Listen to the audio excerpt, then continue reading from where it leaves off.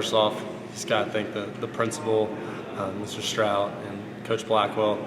The hiring process was intense, to be honest with you. It was really intense. They did a great job. 70 applicants, 12 first-rounders, 4 second-rounders with the panel interviews. They really put you through the ringer.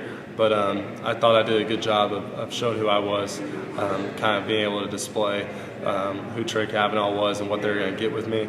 I remember at the end of it I said, no matter what happens, yes or no, they're going to ask me to be the next head coach at Cuthbertson. Yes or no, I did everything I could to put myself out there.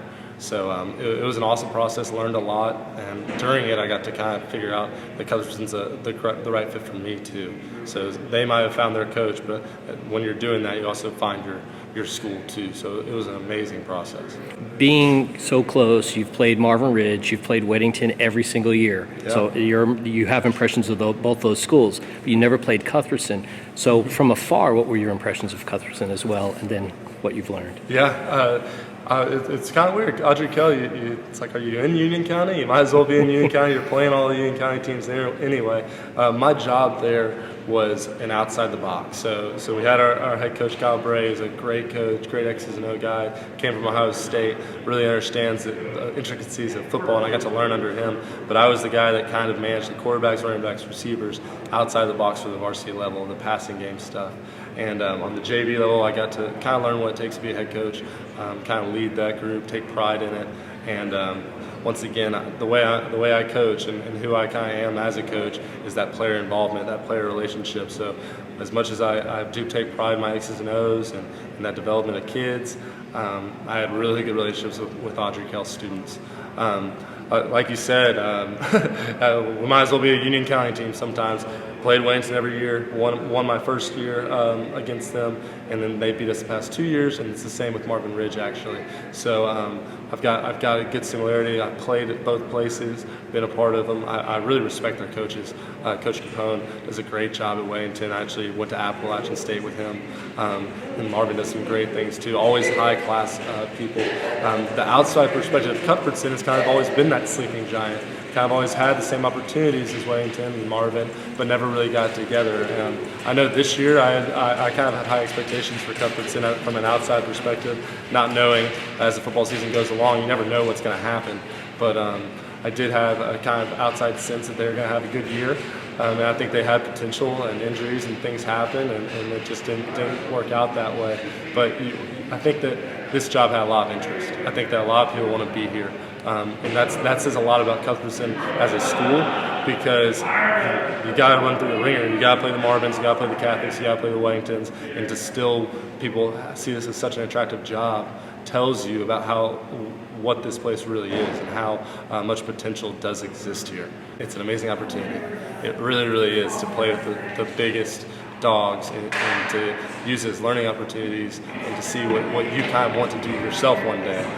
You got to respect it. You can't go in there and think that you're going to win because you're more hype or you've got more emotion or you're going to outcoach them, because it's just not going to happen. You got to respect them, understanding that every team has weaknesses, and kind of build your culture that resembles things that they've done the right way. But you respect those giants. They are where they are. Catholic is one of the premier institutions in the state, and Weddington's up there in their short time.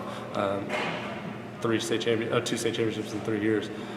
You respect it, and you kind of build your program off it. And Coach, you come from an offensive mindset, a wide receiver, a coach of the wide receivers, but you did talk about in your conference with the parents how defense is going to be the focal point. And Cuthbertson is known, I think, over its 10-year history of an offensive-minded team. They've actually suffered probably their worst defensive outing maybe from their first year this past season. So what type of defense are you looking at?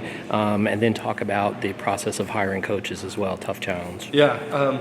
Unfortunately, in my announcement, in that little speech, I didn't get to mention hiring assistants, and I really did want to hit on that. The first priority when hiring assistants is going to be, are they good people?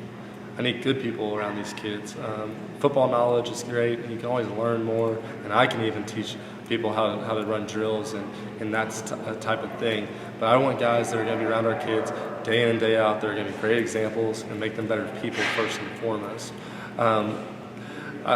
even though I'm an offensive guy, every coach I've been around that's got the same mantra as me, that's got the same mentality as me, is focused on defense. If you aren't willing to commit to defense, you're not going to win very many games. I think flying around on defense, I think creating turnovers and being aggressive is kind of the mentality you've got to have. That's probably the biggest difference I had coming from college. College, they don't blitz nearly as much. Good teams don't blitz nearly as much as high school good teams, where you see great players locking down players on the outside, making quarterbacks throw the ball, but being able to really be aggressive and try and create turnovers, try to create situations that are not only field position and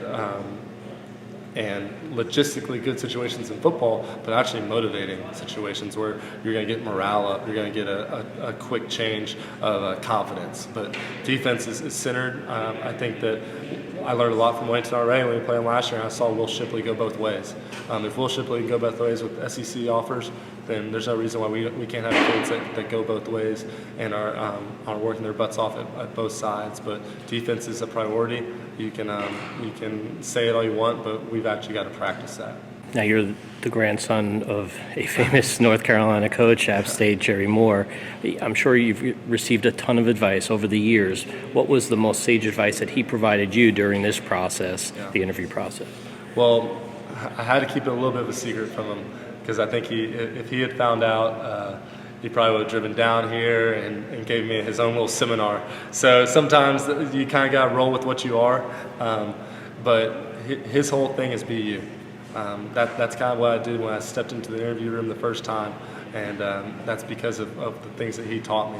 Is that he wanted me to be myself and try and articulate that the best I could in our interviews, and that way they knew what they got. You can't be fake in those interview processes. You can't be somebody else, and then they hire you, and all of a sudden they're like, oh, this doesn't make sense, or it's a totally different situation. He knew since I got to grow up with him, since he was pretty much my dad growing up, and I was on his coat, pulling on his coat since I was little. He knew that I was a good person. He trusted that I was going to be a good football coach and all that stuff. So he knew that as far as when I decided to be a head coach, that I need to actually practice those values that he's kind of instilled in me.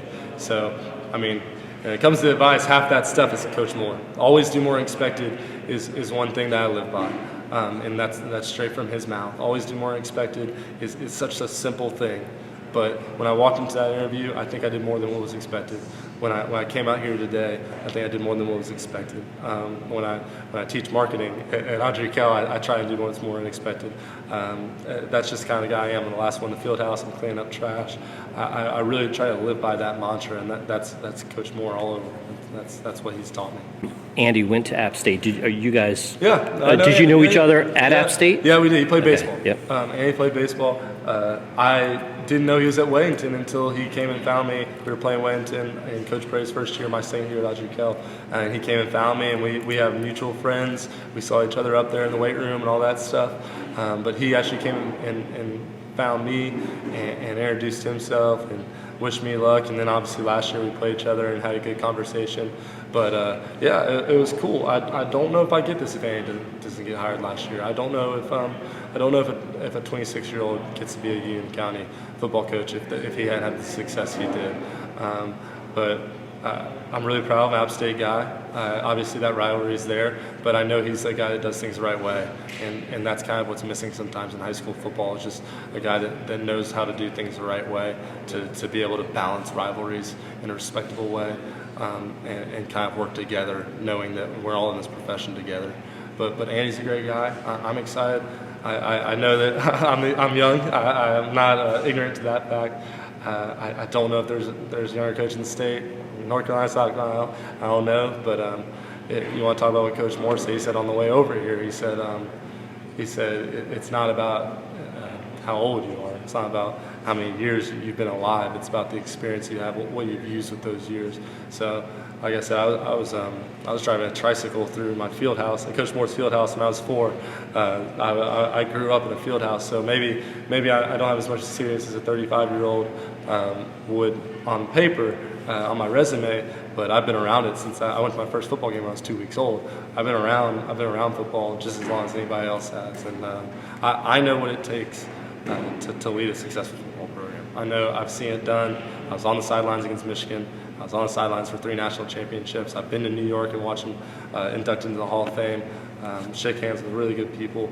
But it's been an amazing process. It absolutely has. And Coach Moore and all my family has been absolutely supportive, and I'm super excited. And I talk about wins or losses, but 2 or 3 years down the road, every game on a Friday night, when the opposition walks off the football field, what do you really want them to leave the field with, your opponent, in terms of what can you hang your hat on, what your expectations are?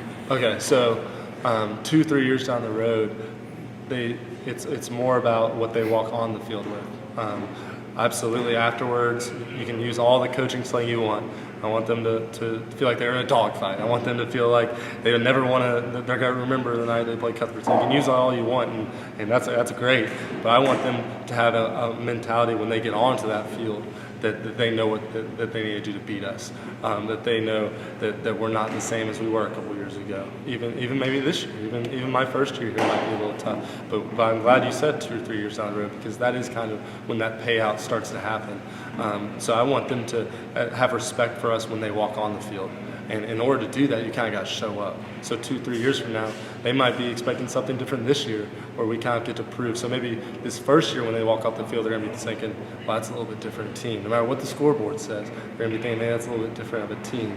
And then 2 or 3 years from now, they're going to walk onto that field being like, all right, we know what happened last year. We know we got that taste of blood in our mouth a little bit. We want to walk onto the field having a little bit different mentality, because Cuthbertson really brings it. Cuthbertson's really well coached. They've got good kids that work their butts off, that do things the right way. They care about it. I mean, everything you do, all that culture stuff that I talk about, all the things, the little things, they've got to show up on Friday night. And it's not necessarily in the scoreboard, but it's a really good question. It's a really good point you bring of that mentality that they walk off the field with, or they walk on the field with, because that's sometimes you win games before they even start.